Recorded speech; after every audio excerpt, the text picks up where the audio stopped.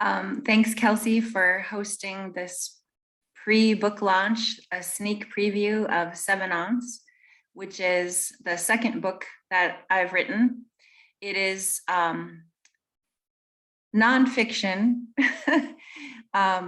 and also a little hard to characterize. And so the first slide kind of gives you a look at the process of trying to identify what this book is. It's been called a memoir, and I wouldn't say that it is a memoir exactly. It's more like a group biography of 7 very special women from my life and our extended family. So in a way, it's a extended family profile, focusing in on the lives of my 7 aunts. And so I've taken the me out of it and decided to call it a war or a weemoir or something. And if you've started reading the book, you'll know that I play around with language in each chapter, and I kind of come up with my own descriptions or phrases or words for things that I didn't feel there was a sufficient linguistic synopsis for. And so, and really at the heart of it all, this is a love story between myself and my aunties. The 7 are 4 sisters of my mother on my mother's side of the family, and then 3 sisters of my father's on his side of the family. And I knew each of them in different ways. Some of them I didn't know as well as I thought until I started writing about them. And it was a very revealing process that happened the first winter of COVID. And so it was, if you recall, January, February, March of 2020, and you started hearing news reports of this virus that is shutting down the world. And pretty soon, Cook County got shut down. And I spent the bulk of my writing time holed up in the back bedroom at my computer, sometimes very long stints of writing, where I completely lost track of things. I lost track of my body. I lost track of really the world. And so the book came out of that. So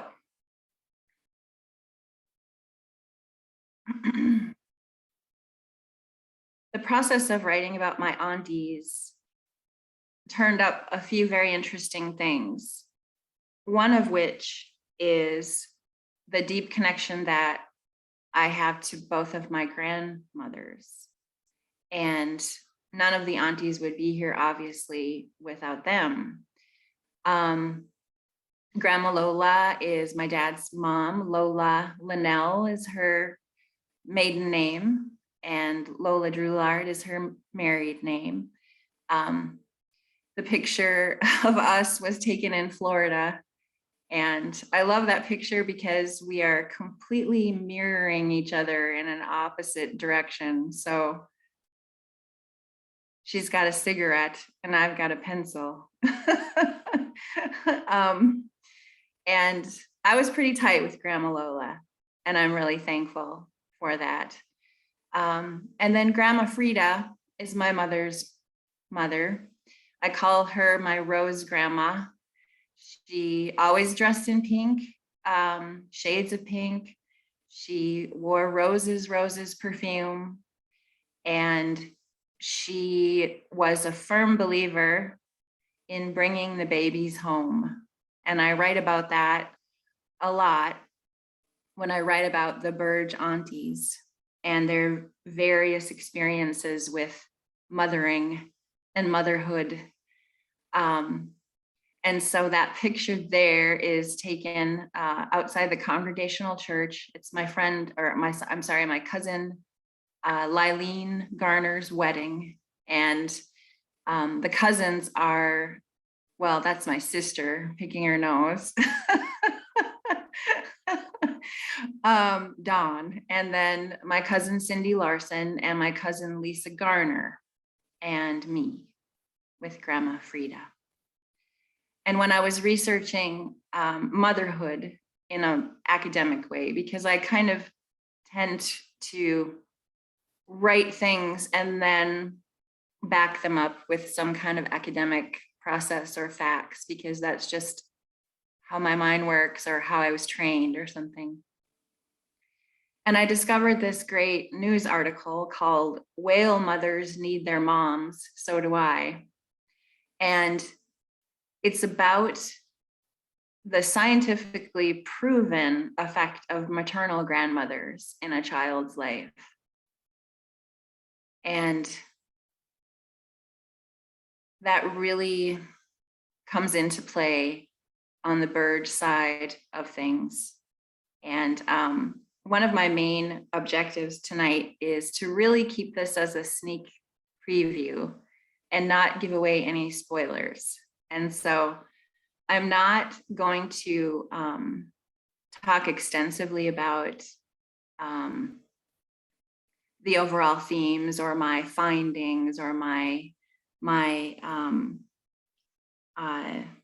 I guess the plot points of each chapter if this were fiction. So don't you dare, if you've read the book, give out any spoilers. We want to keep it exciting and a surprise for people who haven't started reading it. So miigwech for that, for keeping it under your hat.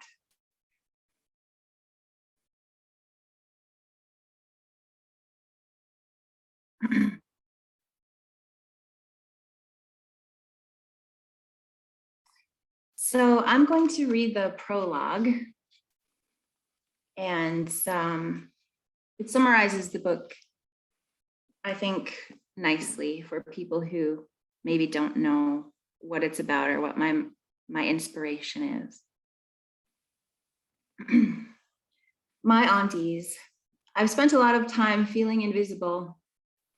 In school, knowing the answer to a question, but too afraid to raise my hand. Being profiled as a shy girl, a tall girl, a chubby girl, a girl who always has her nose in a book, a person who doesn't quite fit into a neatly shaped box. As an adult, I felt ignored at important meetings, been talked over by others, and carelessly overlooked, as if I weren't standing inside the room at all. I know that a lot of people can relate to feeling dismissed or invisible, which is a complicated state of being. And I know some might say this perception is somehow our fault, or that it originates inside us, or is something we put on, like a camouflage coat. But in truth, women, people of color, those who live in poverty, people who identify as gender non-binary and non-conformists of all shapes and sizes, know very well when we are being discounted.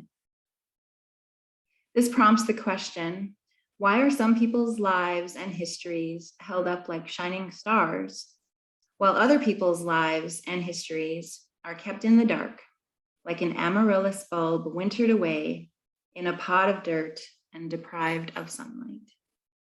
This book is about the hidden lives of women, those who rarely speak out of turn, and those who shout their truths to the sky, even though no one is paying attention.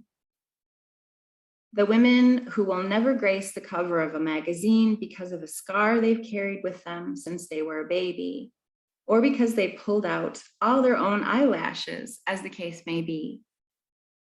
These are the women who will never have a street or road named after them, like I wish each of my aunties had. If I had my choice, there would be Faye's Way, Lila Lane, Doreen Drive, Gloria Boulevard, the Betty Memorial Highway, Carroll Cove, and the Diane Scenic Byway. Because the truth is that our grandmothers, mothers, and aunties have all committed great acts of heroism, devotion, and self-sacrifice so that the people they love might have a chance at being seen one day. And so, with a heartfelt thanks to my aunties and my grandmothers for paving the way for me to share their stories. The first chapter is called Faye. Faye is my mother's oldest sister and someone that I didn't particularly know very well. She didn't live close by. She lived in California for most of her life. And she was always quite a bit older than my mom because the Burge family has 7 children in it. And so that's quite an expanse of years between Faye and Joyce, my mother. The process of writing about Faye was maybe one of the more challenging chapters to write. One, because I didn't know her very well. And 2, because her life was not particularly happy.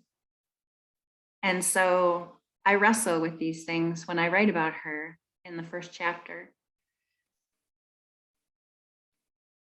So here's a bit from chapter 1, Faye. The degree to which Aunt Faye took care of others is always the first thing that came up when I asked my other aunts about her. Her sister Betty said, "She was my mother, my sister. I felt like I could tell her anything. She was very special to me." Faye became a soft place for people to land because home, in the case of many families, is where the mothering is. Motherhood in all forms becomes the root of the tree, the footings of our family buildings, and the connective tissue between what we see in the mirror and what we can't see underneath our skin.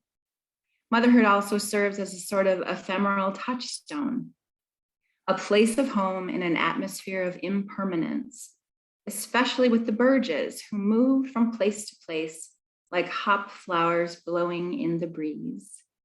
And in Faye's case, her physical self was the embodiment of effervescent motherhood, right down to the way she took up space in the world.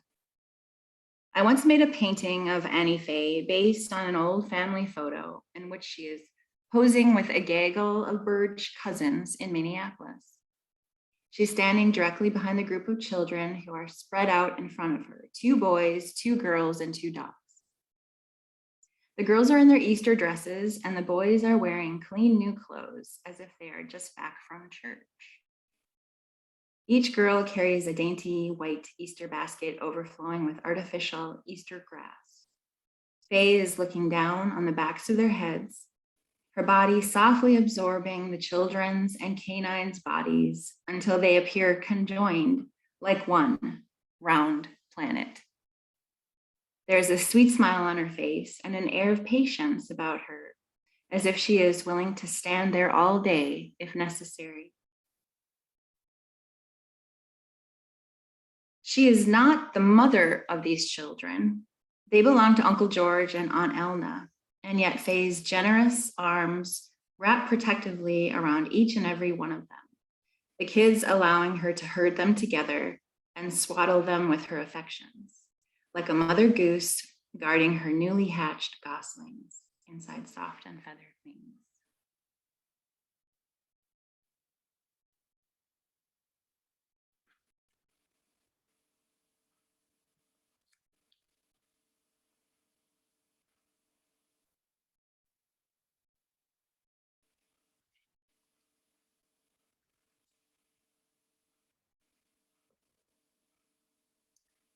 The second chapter is called Lila.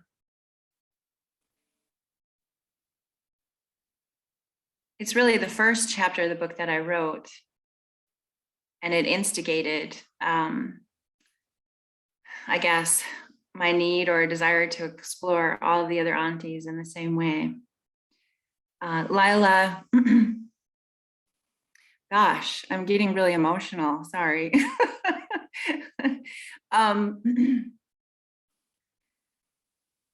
Lila was kind of like my second mom. And I write about it a lot in the, her chapter.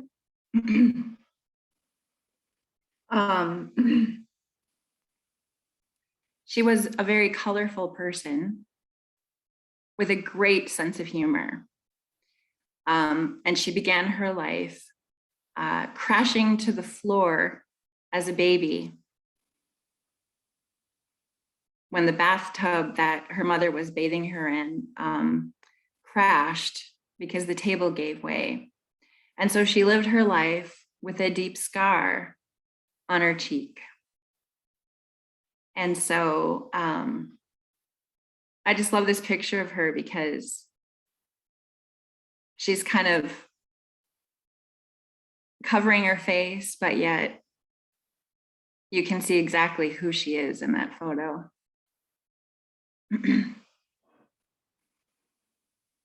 This is from Lila, chapter 2.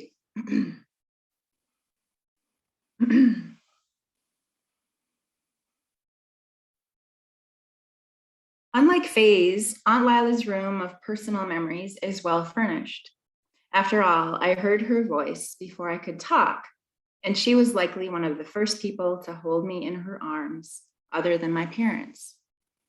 She showed my mother how to take care of me as a newborn girl and fielded a lot of questions and calls about babies after I was born in 1967.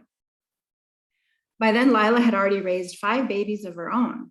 Her youngest daughter, Lisa, was just 3 when my mom had me. Lila showed her younger sister, Joyce, how to encourage a baby to nurse, how to change a diaper, and how to give a tiny baby a bath in the kitchen sink. A lesson everyone, especially Lila, had learned the hard way. She and my Aunt Betty and my mother's friend, Lila Munson, would visit my mom every day for coffee at the trailer where we lived, a metal-sided Airstream jacked up on cinder blocks in the Gopher campground on the east edge of Grand Marais. And even though she'd already cared for 5 girls, teaching them all to eat with a spoon, walk in the grass, and play Little Piggy Went to Market on every tiny toe, she loved my mom and she loved me. And so she helped me learn to do all those things too. I've often wondered if Aunt Lila's scar was the thing that caused her to make the decisions she made in her life. Was it why she escaped the farm and married at such a young age? Did it dictate how she entered a conversation or changed the way she wore her hair? Was it what made her stronger and more resilient as an elderly woman?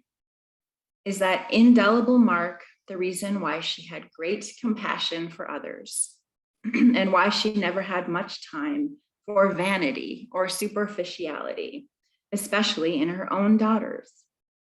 A beautiful lot, the 5 of them, were also blonde and blue-eyed at a time when Farrah Fawcett was held up as our beauty ideal. And young girls were taught to hide their smarts because that's not what the world wanted to see. All relatively close in age, these 5 sisters grew up in a tiny house on a steep hill with their mom and their father, Leroy Garner, whose ethnicity, according to their daughter, Lylene, was a cross between a skunk and a barbed wire fence. The house was next to the First Norwegian Lutheran Church on the corner of First and Third in Grand Marais, Minnesota. The church was built in 1898 and served the very first Swedish and Norwegian settlers on the North Shore of Lake Superior. After a new Lutheran church was built at the top of First Avenue, the old church was used as a temporary school while the new school was under construction. After the building had sat empty for a number of years, the Grand Marais Playhouse moved in, converting the church hall into an 80-seat community theater. In those early days, there was no bathroom for the actors or the audience, and the stage actors and crew would often run through the backyard of the church and into the Garner's back door so that they could use their bathroom during a break in the play. Theater goers had to park on the street, and during big performances, Uncle Leroy would put a sign out that said, "Please leave parking for the guy that pays the taxes." For most of their time growing up, all 7 L's, Linda Lylene, Lonnie Laurie, Lisa, Aunt Lila, and Uncle Leroy, shared the same small bathroom, which was painted in a shade of vintage pink with daisy-shaped flower decals pressed into the bottom of the bathtub. Each person would have to patiently wait their turn to get ready for work or school or church, standing in line to shave or preen in front of the mirrored medicine cabinet that hung above the bathroom sink. As my cousin Lylene says, we would watch the bathroom door, and when we had a chance, we'd run in really fast. There was always someone pounding on the door trying to get in, she said. Uncle Leroy's alliterative summary was, you could shit, shower, and shave all in the same 2-foot square. I spent more than a year in that tiny little house when our family was going through a crisis. And Aunt Lila took me in, and she took care of me like I was one of the 5 L's, except I was an S.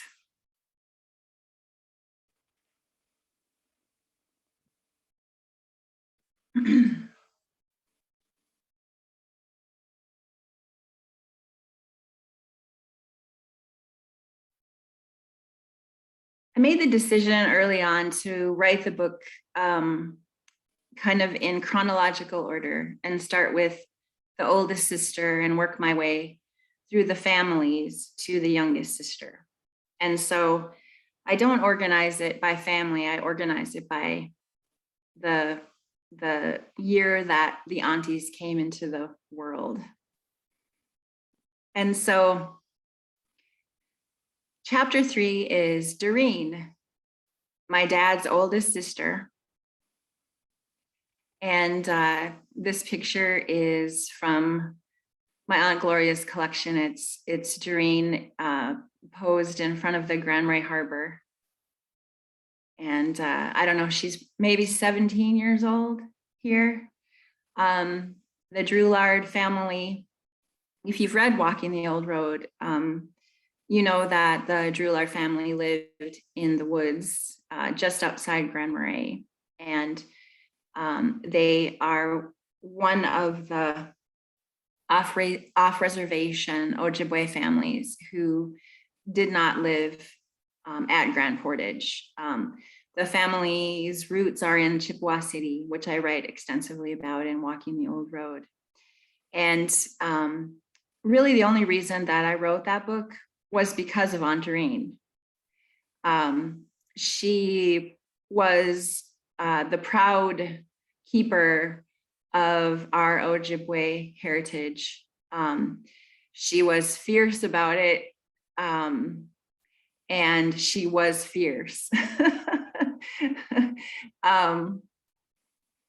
And so I'll read a bit from chapter 3, Doreen.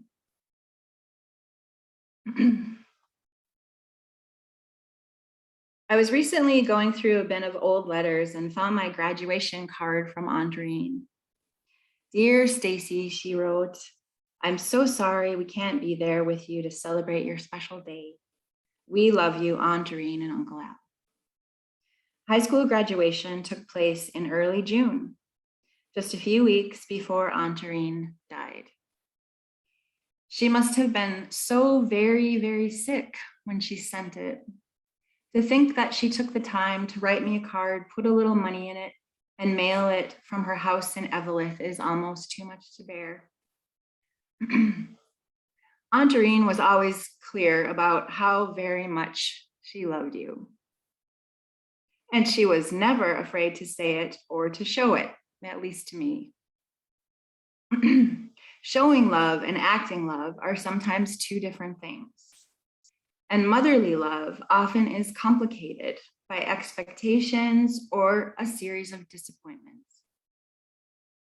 As her niece, I always felt a lot of love and affection from Aunt Doreen.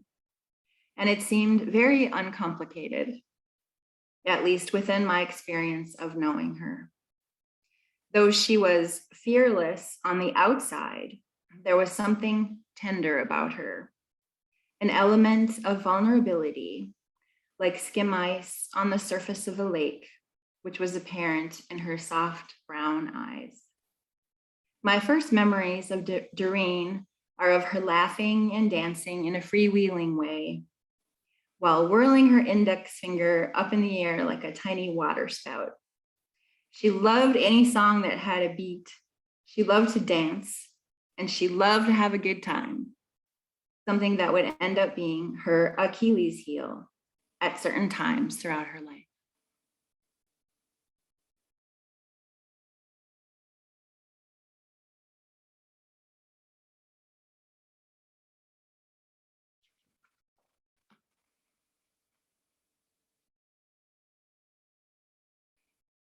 I'm just going to talk a little bit about the piece of buttered toast.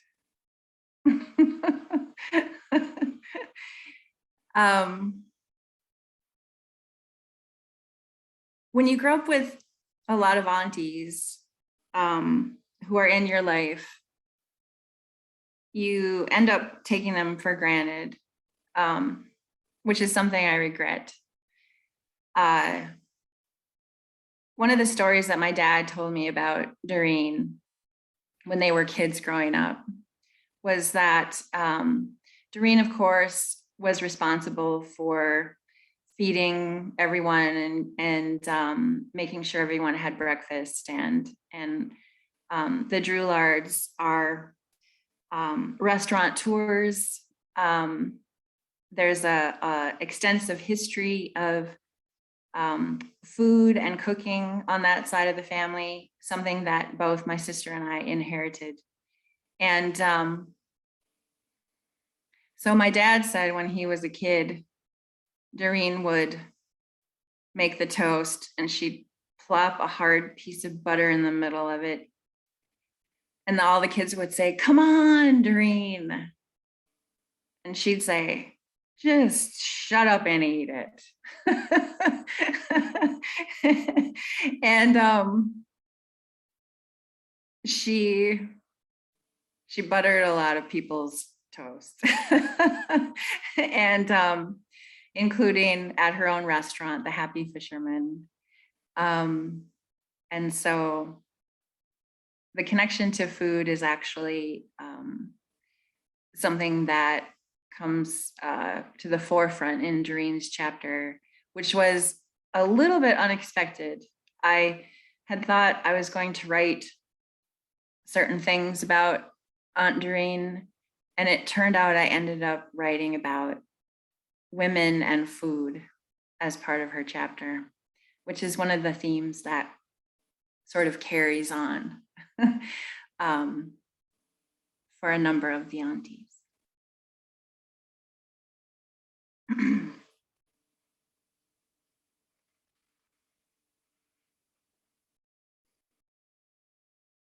This is my Auntie Gloria. There she is working in a kitchen out in Stockton, California, shortly after she got married. A lot of you probably know her if you are from Cook County. She worked at the local liquor store for a number of years. She never drove a car, but she would ride her scooter around town. Auntie Gloria is still with us here on Earth. She's in the care center, and she is the only auntie remaining who hasn't walked on. And so her chapter, well, I'm not going to give out any spoilers, but I'll just read a little bit. And the setup here is she fell in love with a man who worked for the Coast Guard station here at Grand Marais Harbor, named TJ McClure. And she was quite young when they met. Her parents, my grandparents, Fred and Lola, were working for the summer up at Chickawauk Lodge on the Gunflint Trail on Saginaw. And they had brought Gloria to Chickawauk to work in the kitchen with Grandma Lola for the summer. And she, according to her daughter, Kathy, was so heartsick that she ended up having some kind of nervous breakdown. And so Grandma and Grandpa Drouillard sent her down the Gunflint Trail in the back of someone's truck, back to Grand Marais, where TJ McClure was about to head out for the armed services. And so that's the setup of this little bit from Gloria.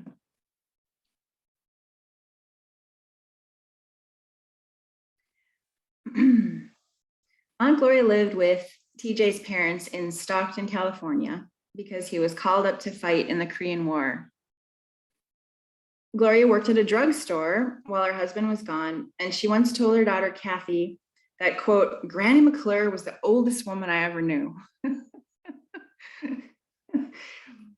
This assessment is likely related to the fact that this antiquated woman, her mother-in-law, took issue with Gloria's 1950s style brassiere, and she made her bind her breasts by wrapping her torso with a tight cloth.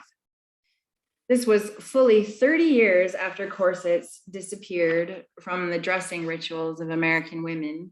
And for more perspective, Granny McClure imposed her own medieval views on women's bodies and sexuality on her 18-year-old daughter-in-law's body in 1951, which was just 2 years before Betty Grable, Lauren Bacall, and Marilyn Monroe starred together in How to Marry a Millionaire.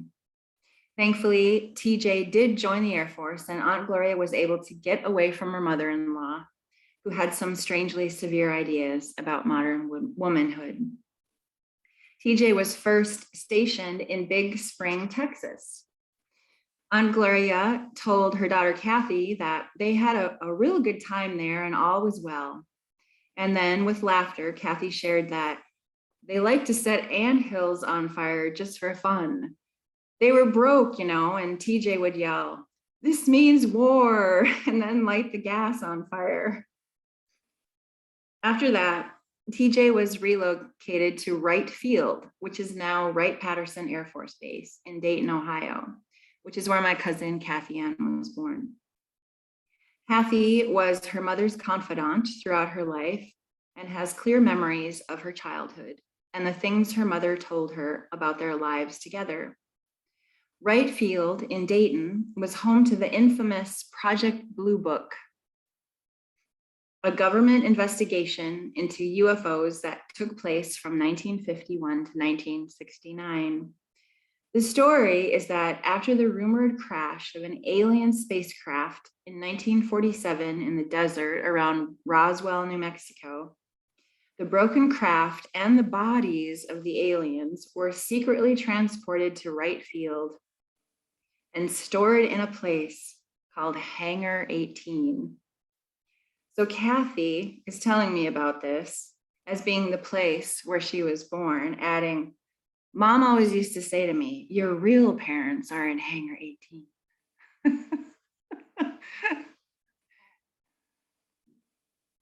And I can't do my Aunt Gloria justice in the way that she delivers one-liners, but Aunt Gloria was essentially a single mom throughout her life, had a number of kids and a number of husbands. And her daughter, Kathy, my cousin, helped me fill in a lot of gaps when I was writing about Aunt Gloria, because she lived in Duluth, when I was a kid, and I really didn't get to know her very well until after I moved home to Grand Marais. And then I couldn't get enough of her. She was very forthcoming with Drouillard history and Chippewa City history. She had a green thumb. Her gardens were amazing. And she, even though her life was, shall I say, difficult, she retained this extraordinary sense of beauty and humor. And so, yeah, Aunt Gloria.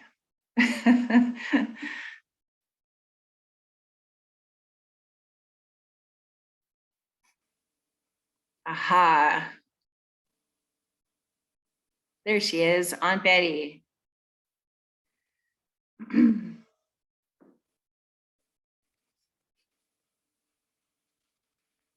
Writing about Aunt Betty's life was pretty revealing in a number of ways, because I actually knew her really, really well. I thought I knew everything about her because Aunt Betty was always very much a truth teller. She let you have it. She always delivered the truth according to Betty, and anyone who knew her or worked with her is probably laughing right now because that was one of the great lessons that I learned from her, among other things. So Aunt Betty was married to a Norwegian logger named Lloyd Larson, also a longtime Cook County family, Larson with an EN. And they had quite a love story. And so I'll read a bit from the chapter called Betty.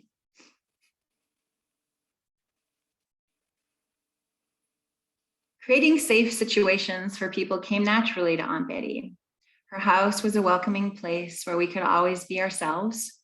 And this idea of a safe space or being a tea for others, like touching base in a game of hide and seek, is something that Aunt Betty liked to do. She served as confidant to a lot of people, including her own sisters, friends, nieces, and nephews. And in many ways, she was like the emotional glue of the Burge family. Uncle George's kids were all close to Aunt Betty, even though they all lived many miles away. My cousin Sandy especially would often come and stay with Betty and Lloyd, as did her brothers, Bill and Mark. And all of Lila's daughters could tell their own tales about Aunt Betty calling her on the phone when they needed motherly advice about something they didn't want to share with their own mother. Or they just needed an empathetic ear and wanted to talk. In fact, Aunt Betty's phone number was the first one I learned how to dial, 387-2373. I would stand on a chair in our kitchen on 8th Avenue and dial those numbers on the old rotary phone that hung on the wall. And every time I called her, she would pick up. Betty never played favorites with any of us, and she considered us all to be special, but in our own individual ways. One of her favorite things to say was, "Thanks for being you." She would tag it onto the end of a visit or on the phone, just as you were about to say goodbye. As she got older, sometimes she would cry talking about how special you were. And she really made sure that you believed her. It's part of being a truth teller, which is something that characterizes Aunt Betty almost more than anything else I can say about her. I've never really known such a teller of truths, and I think almost everyone who knew Aunt Betty would likely agree with that assessment.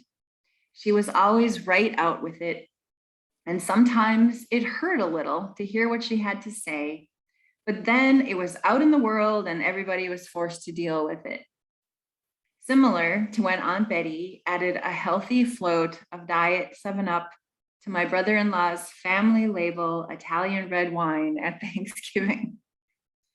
While Betty's sisters all struggled to hear the sound of truth over the din of unreliable narrators, the ones that whispered, "Cover yourself up, lose weight, accept less than you are worthy of, eat that pie and you'll feel better."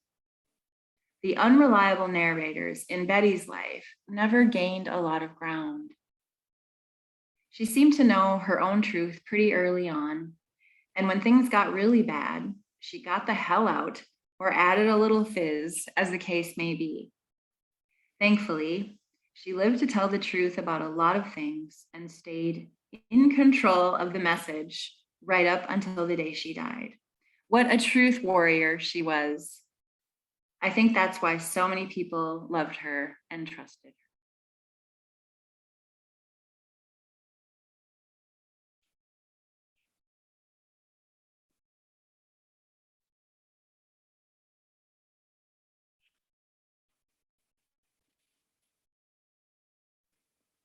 This is Carol Burge, chapter 6. She used to work at the Flame nightclub in Minneapolis, and which was a notorious hotspot for country and Western music. Lots of notables played there, and she was a server at the bar. My Aunt Carol is one that I didn't know very well. She lived in California, in Los Angeles, for most of her life. And so Carol, as the California aunt, is someone that I interviewed my mom about to gain an understanding of Carol's life. Carol was, she did things that other kids didn't do. And she had the ability to make someone laugh at a time when things were tense, or when Grandpa Burge was very crabby about something at the Warba farm. Carol was always the comedic relief in the family. And she and Betty were really tight as sisters. And my mother was also very close to Carol as the three youngest sisters at the Burge farm. And so I do want to mention that this book is fundamentally about women's lives and women. But in order to really gain a clear understanding of the family dynamics, I had to delve into the patriarchs of the family somewhat more than I anticipated. I didn't think that I would end up writing as much about Grandpa Burge, for example, or Grandpa Drouillard. But the thing with families, especially big families that don't have money, that are struggling to get by, there's a certain level of stress involved. And those dynamics and relationships really played out, especially for a few of the aunties. And Carol is definitely one of them. And so here's a bit from chapter 6, Carol. Human beings are not that different from the animals we forcibly cage, digging their beds into the snow or the straw and just trying to keep warm and stay dry. When an animal is in pain or suffering, there are always clear signs of distress. Some animals pace or chew the fur off their bodies or furiously rub up against trees, trying to rid themselves of irritants or placate the anguish of being trapped in a pen. That's too small. As a kid, Aunt Carol did show clear signs of being in pain that went ignored, or worse, resulted in her being punished for exhibiting signs of weakness. Some human beings are so smart and sensitive that the perils of life on earth are too much for them. If a child suffers trauma at the hands of another person, whether it's emotional or physical trauma, it's going to show up on the surface somewhere, because it doesn't just go away. It pops up in another place and will eventually spread to one's relationships with others.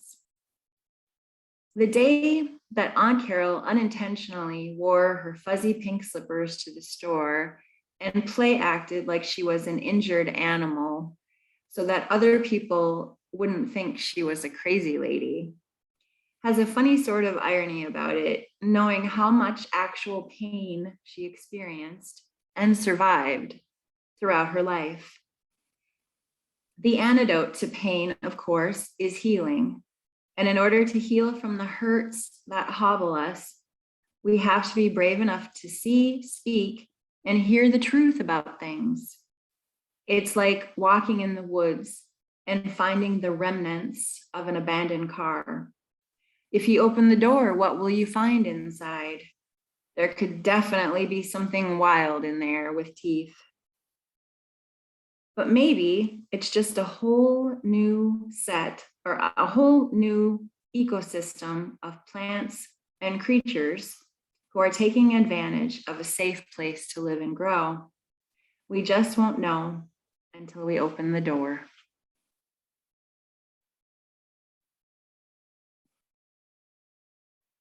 So we've worked our way to chapter 7, and I've unfortunately, let's see, I lost my bookmark for Aunt Diane, so just give me a moment to find my place. If you pause, I just want to let people know that I heard the books are down at Drury Lane if you are wanting to get your hands on a book, and I hear many of them are even signed. If you get on there, Staci's been busy signing books. I'm sure she's getting a little writer's cramp from getting all those books signed. So that's a great resource. And Staci, is it on, do you have a copy that people can listen to as well? Or is it just written? You know, people will have to stay tuned. I'm not sure what is happening or if there's going to be an audiobook. We'll see what happens. Okay, so I'm still looking for my place. Always use a post-it note that is new. Don't try to reuse a post-it note that isn't sticky. Okay. Well, I also want people to know that there's going to be an official launch at Drury Lane, as well as a book signing at Zenith in Duluth. So I'll put that information into the chat. But it's more opportunities to be in person with Staci too, if you are up in this neck of the woods. Thanks, Kelsey.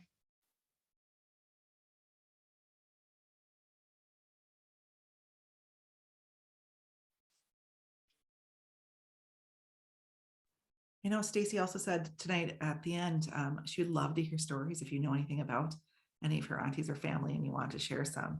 You know, I think this is a great moment tonight to be collecting some more of maybe some stories we haven't heard yet. So if you have time at the end, we'd love to hear those. And I know that every time that Staci's presented, questions always go beyond the end of the session. But I encourage you to think about sharing some of those too. Absolutely. I would love to hear stories and but no spoilers, remember. Okay, I did find my place in chapter 7, Diane. So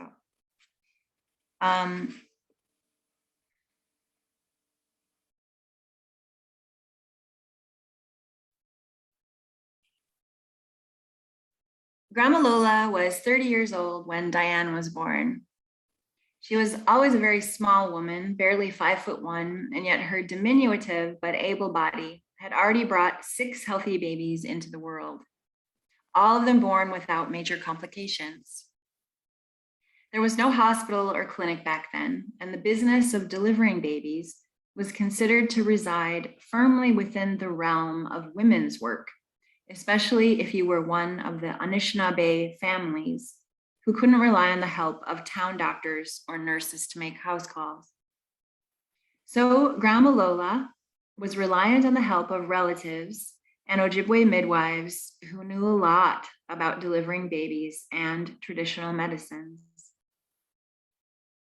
On the day Grandma went into labor, it's likely that Lucy Caribou, their neighbor and friend, was called on to help with the delivery, since she had been there to bring a number of the Drouillard babies into the world. On this 7th occasion, Fred and Lola's new baby daughter was born into the hands of family, washed in warm water, and then wrapped tightly in a blanket. But after the baby came, Fred knew something was wrong. By the time Grandma Lola started hemorrhaging, Grandpa did the only thing he could do, and that was to go and find help. He left Grandma there with her attendants, 6 kids, and their newborn baby daughter. And he headed up the hill to Mike and Sophie Powell's house, which was about a half mile through the woods. Mike and Sophie's son, Milt, a longtime friend of our family, recalled the visit and told me that there was a knock at the door that night, and it was your grandpa. According to Milt, his dad took Grandpa Fred out in the woods surrounding their house and dug up a certain kind of root. And then Mike Powell told Grandpa Fred to go home and make a strong tea with the root, instructing him to have Lola drink a cup of it. He said, "It would taste like the devil, but have her drink it all." Grandpa Fred did what Mike told him to do, and the medicine she drank caused Grandma Lola's bleeding to stop. As Milt put it, she cleared up. I've often wondered if Aunt Diane knew this story, or if it was kept hidden away from her and the rest of the family. At that time, using traditional medicine was considered taboo by the non-native mainstream medical doctors. And so maybe Grandpa didn't tell anyone how close Grandma had come to dying. But the fact that a common root dug out of the clay soil in northern Minnesota and made into a tea was used to save Grandma Lola's life is an extraordinary part of Aunt Diane's story. That magical root and Mike Powell's knowledge of it literally changed the trajectory of life for everyone in the Drouillard family, especially for Aunt Diane. In some ways, her existence on Earth was formulated at that moment when her mother didn't die on the day she was born. The earthly magic that saved her own mother's life would always be present in Diane's after that.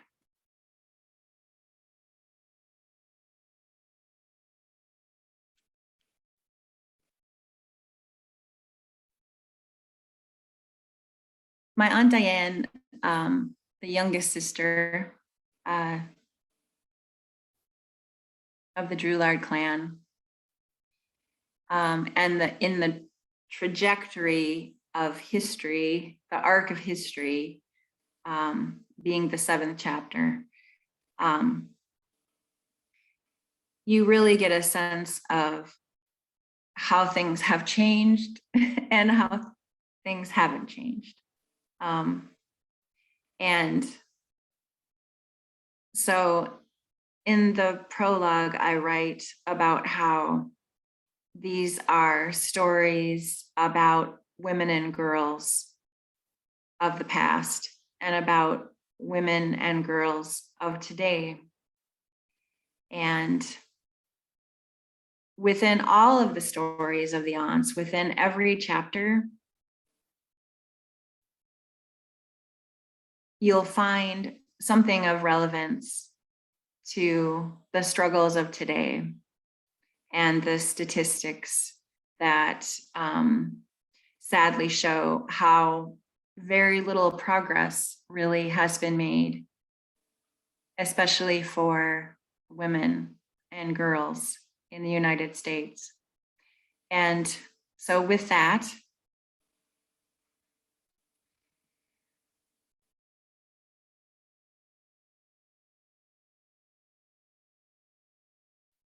I can open it up for questions or comments or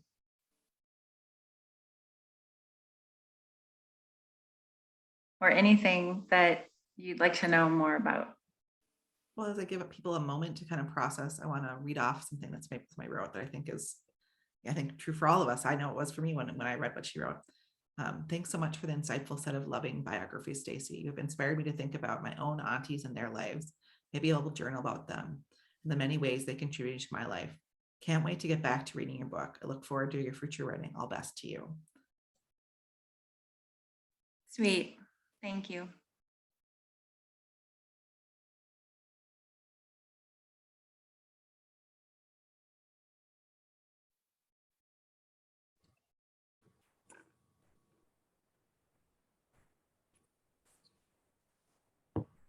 Jenny, are you trying to? I was going to just say, Staci, I have had the privilege of knowing some of your aunties. And one of my favorite times with Diane is after seeing her in the clinic once, and I had a certain picture of her in my mind from what she presented on the outside. She said, "You need to come and see my garden." And she had me come to her gardens outside of the Grand Portage Elder community. And I had a whole new picture of her after that. She was so proud of her perennial garden and this whole world she created there. So I really loved that. And I can't talk about your Aunt Betty because I'll just cry. So yeah, that makes two of us. So I'm not even gonna go there. Well, I hope you get a chance to read the chapters and learn a little bit more about these women. Aunt Diane in particular, I think is someone that I personally have a lot more in common with than I ever thought until I started writing about her life. And I'll just leave it at that.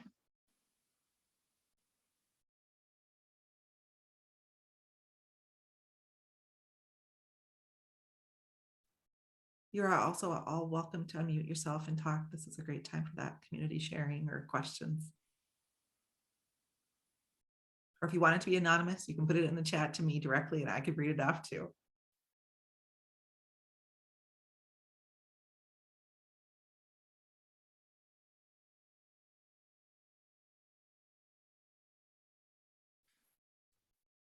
Staci, one of the things I know, I was talking to somebody that was trying to read it, and they said, I wonder what it's like to be writing about people that people in your community know about. So maybe you could tell us a little bit about what that experience is like. Sure. It's a bit nerve-wracking because not only is my series of truths on the line, but also my auntie's truths are on the line as well. I painstakingly wrote and rewrote some parts of these chapters to really get at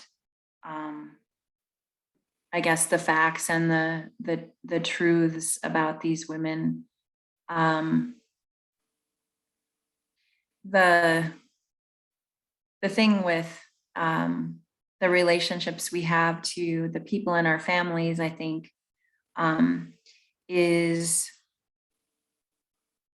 it comes with a whole historical context setting up those relationships. And when you think about these women in our community, everybody has their own set of contexts that enter into the relationships with these women. And my approach was always to be to bring as much integrity to the words that I could, and to always put the auntie at center stage, and really approach it with an unconditional kind of love. And one of the lessons that my aunties taught me is just that. And it's something that Aunt Lila gave voice to, that I write about in the chapter about her. Lila approached everything, I think, with a keen sense of reality, but also a really big heart. And so I tried to emulate her when I was writing about these women. And so I think that answers the question. Great. Let me read off some more to you. Such a beautiful, heartfelt telling of women with rich lives. Thank you so much, Staci. Love listening and feeling these stories, remembering the women who once helped guide me. And then another one. So inspiring, Staci. I can't wait to read and share. We should all write and talk about our aunts.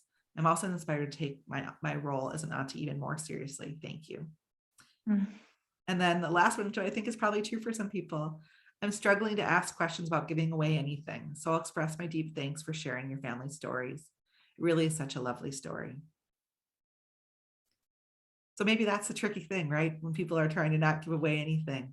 I think I'll ask again, I think you've talked about it some, but I know that we kind of live in a world that we often talk about the men in our lives, and this is such a powerful thing to talk about the women.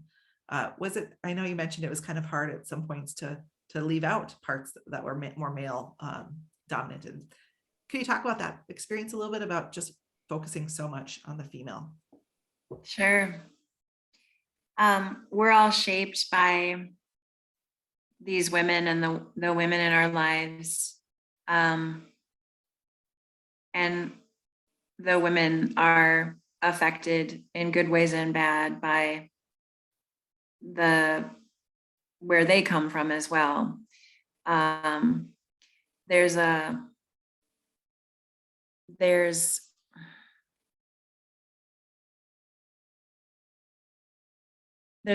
trickiness, I think, to telling the full truth without including some of the harder history of our families, and of these women's lives. It's not an honest take on it then, if you don't include some of the darker history or the traumatic events that shaped the lives of these women. And I also think it's not as simple as just saying, this grandpa was, a bad person or a bad man or was a destructive force, because the men were shaped by things too. And in an effort to understand my aunties better, I had to kind of take on the male relationships in their lives. Some were loving, like Grandpa Burge loved Faye and Lila a lot. He went out of his way, I think, for those two daughters of his. But by the time the seventh came around, Grandpa Burge maybe didn't have a lot of love left or a lot of love to give. And so each daughter had a different relationship with their own father. And I try to bring some historical context into it as best as I can, because it's complicated. It's not simple.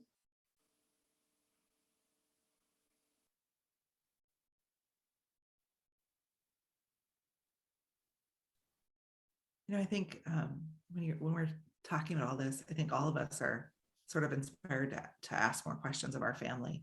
Um, Anything you would give us guidance wise about all of us as we're thinking about writing down our memories or collecting ideas? I mean, even I have a bunch of aunts, and it makes me go, should I be asking them about their parents, or should we be asking about them? Or do we ask about each other, how they interact with each other? Is there questions that you would say to guide the rest of us in living and interacting, or trying to pull together our own pieces of our family?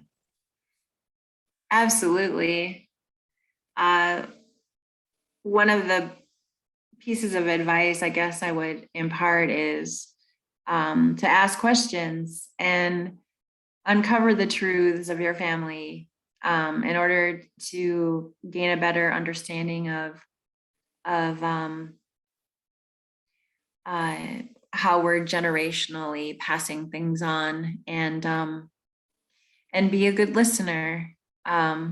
Listening is one of the skills I think that is definitely being lost in this, age of the 24-hour news cycle and social media, and not really interacting face to face in the same way that people used to.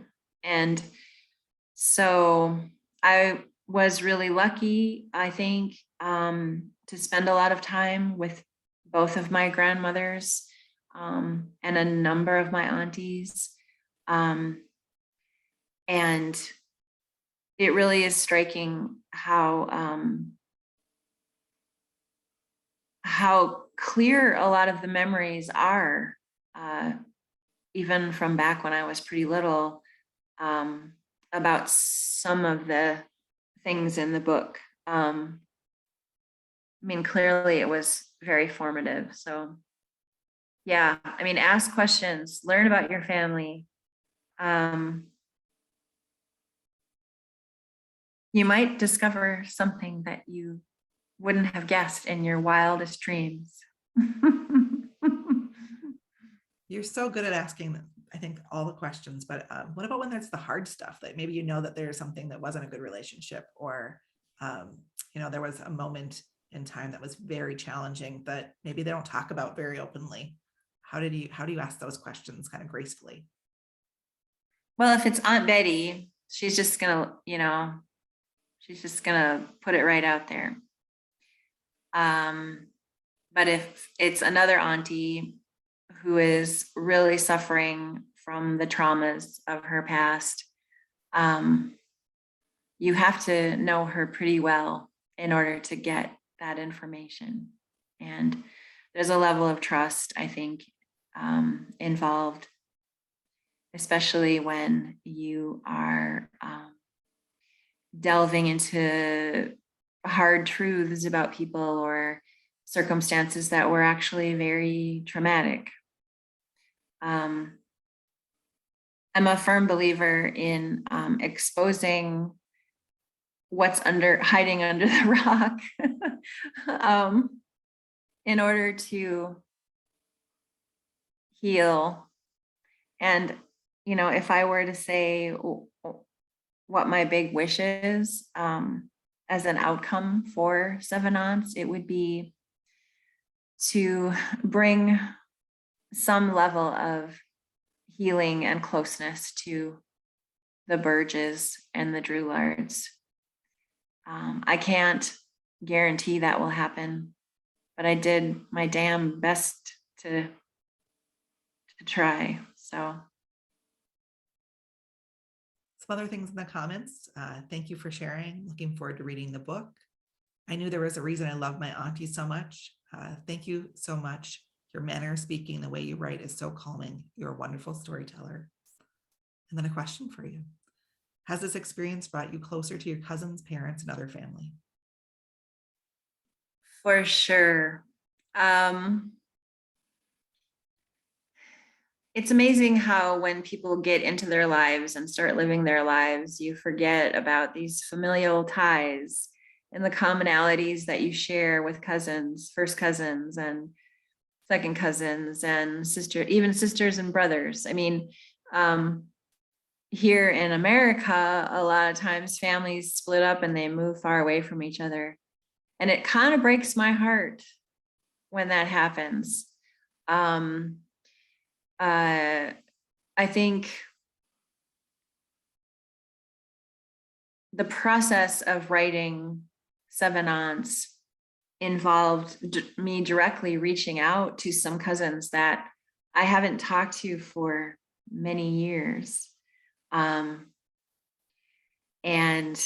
even that, I think, has done a lot in terms of reconnecting family and learning about each other when, it seems like history has separated us, by miles. And so it'll be very interesting to see what comes out of it. I know some cousins who helped me directly with the chapters got early versions of the book, or they got early copies of the book. So a lot of my cousins have already read it. And I just sent out another round of books to more cousins. And when you have, seven aunts, many of them with many children, it's quite a list of cousins.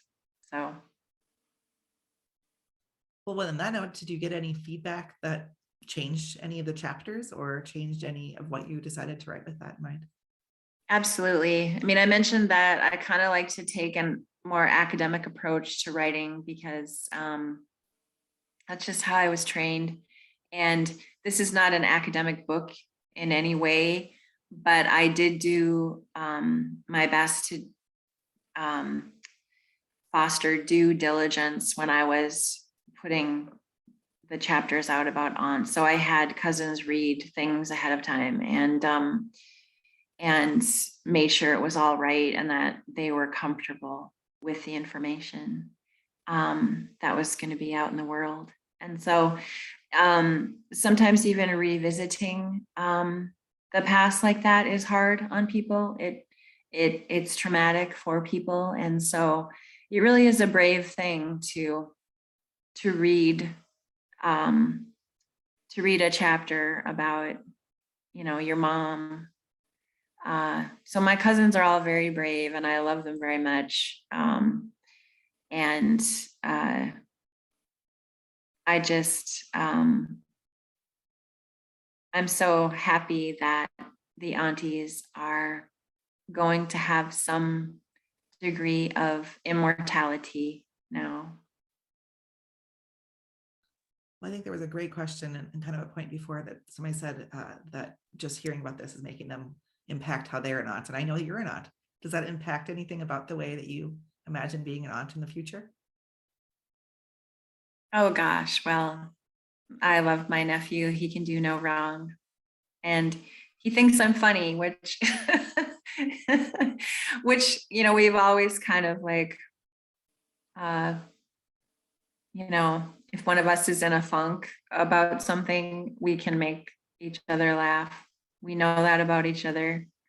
I would hope that I don't lose track of my nephew. I really hope that I can help him fill in some gaps whenever he's ready to listen or wants to know certain things. It's what we do as aunties, right?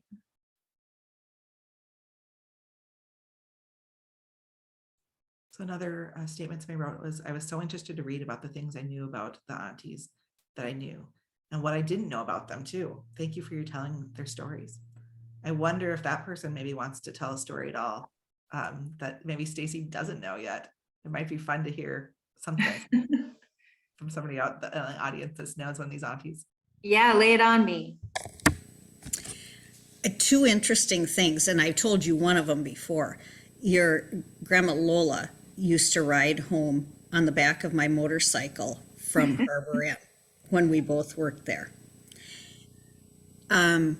Oh, the other one I can't tell because it's going to give something away about the book. So, nope, that's it. I'm mute. Okay, thanks, Donna. We're going to clearly have to invite people back after they've read the book so we can hear more of those special stories. Yeah, I mean, I'm happy to, meet book clubs or something who are reading the book. And once everyone is on the same page, literally, we can talk about it and hash through the themes and some of the plot points and crazy turns that happen in each chapter. I look forward to that, actually, being able to go through it once people have read it. Looked like somebody else unmuted themselves to maybe tell a story or ask a question. Sue, were you trying to? Oh, I can't hear you. Oh, not at all. And you're not muted, Sue. So I'm thinking maybe there's something with your sound.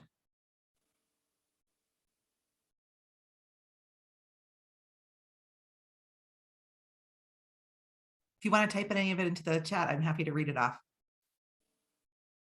We'd love to hear from you. I think that one of the things that definitely comes to mind is just this so much sensitivity that had to be put into place for both you and for your family, I'm sure. Because I'm sure that all this is very personal. Was there any chapters that were really easy to write or chapters that were really hard to write? And not necessarily because it was personal, but just because they came out just kind of flowing, or ones that were, they had to dig more to get to there? Yeah.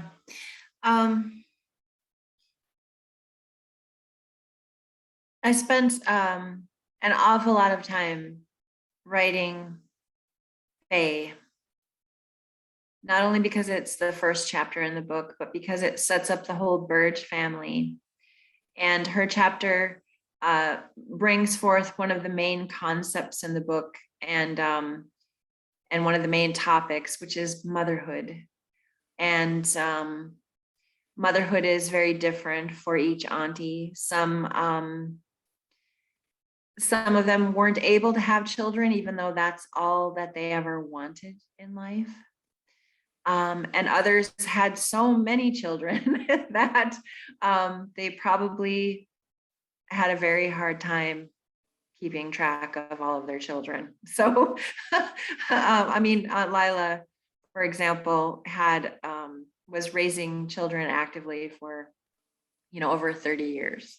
So, when you think about that, and motherhood as a theme, really emerges differently in each chapter. And so Faye took me a long time to really hash that out, but it really did set up the rest of the book and helped inspire me to create these new words and phrases in each chapter that describe mostly female phenomenon.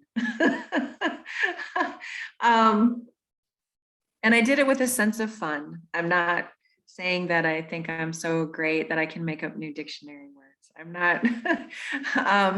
I did it because I felt like words failed when it came to certain things and ideas and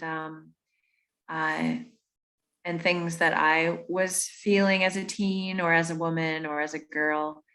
And so I gave them names, I created them. So, and then on the flip side, probably the easiest chapter to write was Betty. Primarily because I knew her really well, but also because I had interviewed her before she passed on, and I had her own words to build that chapter. And I think, a lot of the stories in the book, if they had a shape, they would be circular. That's how I talk, it's how I think, and it's how I write. I oftentimes don't necessarily go from point A to B. And Aunt Betty's chapter is very circular. it comes full circle, and it was a joy to write, honestly. That's wonderful. I want to read you off another one. I just wanted to say thank you to Staci. And as you talk about the aunties, I'd like to talk more about my aunties, your mom. She's a very special person, and I love her. She Miigwech again. And I think that is such a piece, right? That's so beautiful that she's wanting to talk about that. I'm hoping to hear more about your mom in the future. That sounds like an interesting component. Anything you want to talk about your mom that maybe influenced on this, what you were writing, how you were telling the story, or what you're just thinking about in your general life, I suppose? Oh, wow. Yeah. Mom. um, the book is dedicated to her. And many of you know her. I mean, I think most of you probably have some experience with my mom, Joyce. As the youngest Burge, she saw a lot. She went through a lot. She tailored her personality, I think, in a way that was not healthy for her. And she has turned that around. She's turned that bus around in her elderly years. And I do write about her in each chapter. She helped me fill in a lot about the Burge family that I didn't know. But also my mom is also a truth teller, like Aunt Betty. And I think the truth actually saved her life. And I don't want to get into it too much because I do write about it, but if she is a very fine example of how the truth will set you free. That and years of therapy. And so, yes, my mom. And back to, how to categorize this book. When we were putting together the cover imagery and finalizing the title and things with the editor at U of M Press, Eric Anderson, we toyed like, well, what do we put on as the tagline? Do we call it a memoir? Well, it's not really a memoir. Do we call it a family biography? Well, yeah, but it also has elements of me, as well as some cultural analysis that doesn't really fit into like a traditional biography or memoir type thing. And so what I've arrived at is whenever there's a point in each Auntie's chapter where I am directly relating to them as a person, I tended to write myself in at that point. There are a number of places where I find resonance with them, a number of places where I'm really struggling to try to figure out what their motivations were or why they did certain things. And the same thing happens when I write about my mom in the book. My mom deserves her own book. Next one, right? Or maybe another one down the journey. Maybe. One of the things I found really profound about reading anything you've written is you do such a great job of talking about our area and educating us on things that maybe we didn't know about our community or region. Can you talk to me about the sense of place? I think that you even were speaking about just Duluth, Coloquet, those sort of things, how that sense of place plays into this. This is all I know is this place. And so I'm always going to firmly place my people here. And there's no pretending that I understand any other place quite like I understand this place. And so as a writer, I think that's always my starting point, because it's what I know, and and it still inspires me. The history of this place, the beauty of this place, the people, and the stories that are here. I mean, there are enough stories here in this place to write and write and write and write. So I'm sure there's more people that want to ask questions, so feel free to just join in. I don't have to be the only one talking. But I also wanted to ask, kind of as we're ending this tonight, how has writing this maybe changed you or changed your relationships, or even what you might want to write about in the future?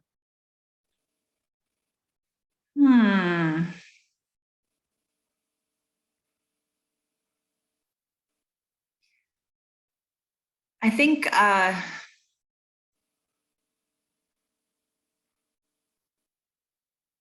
not really, I honestly, Kelsey, I'm not sure I've fully processed this one yet. There's, it was the case with Walking the Old Road too. I wrote it, and then as I revisited that book, I realized that there was a lot in there that I hadn't necessarily connected with as a theme or a revelation or a pain point or a learning point. I mean, the weird thing about writing about personal things and from a place where you come from, I think, is that your subconscious does some of the work for you. And even after it's in print in book form, I'll read something and I'll think, whoa, like, where did that come from? Or, wow, I'd never intended to make that connection, but look, there it is. So it's surprising for me.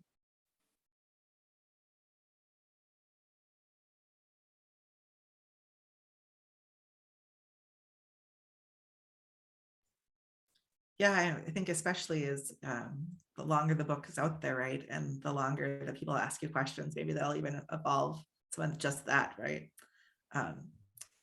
I just want to read you off the last pieces and let those that need to go for the night go. But I also would love to hear at the end, if there was anything that you don't have to tell us, but if there was any chapter you're just like, I wish I had this story that didn't fit in there, but I just, that was so important to me or so impactful or so interesting. So that there's things that got edited out maybe that you just loved. But I want to read those other ones to you. Yes, sense of place, would love a 7-ounce walking tour. And then another person said, I'd look forward to a Putin Joyce book. Wow, that's gonna have to be fiction.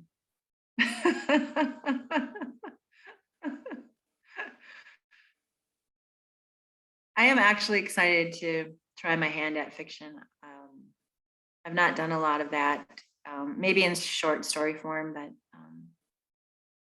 yeah, we'll see. Wonderful. Well, if you think of any of those chapters that you just missed out on sharing, we look forward to hearing in the future, maybe a little bit about what didn't make it, or things that you just wanted to share with people that couldn't fit in the book. Or perhaps they will appear in a different book in a different way, with the names and circumstances changed to protect the identity of the innocent. I love it. Okay. Well, everyone, we've had so much fun tonight. I love learning from Staci and with you all. I hope that you had as good a time as I did. And I encourage you, if you needed just something you needed to ask at the end without all this listening, you're welcome to hang out or share that last story with Staci. But otherwise, I wish you all a wonderful night. It's gorgeous out. It's not raining. Wear your bug spray or your bug nets if you go outside. But happy reading to all of us, right? As we have a great book to move forward on and enjoying this summer. Miigwech. Miigwech, Staci.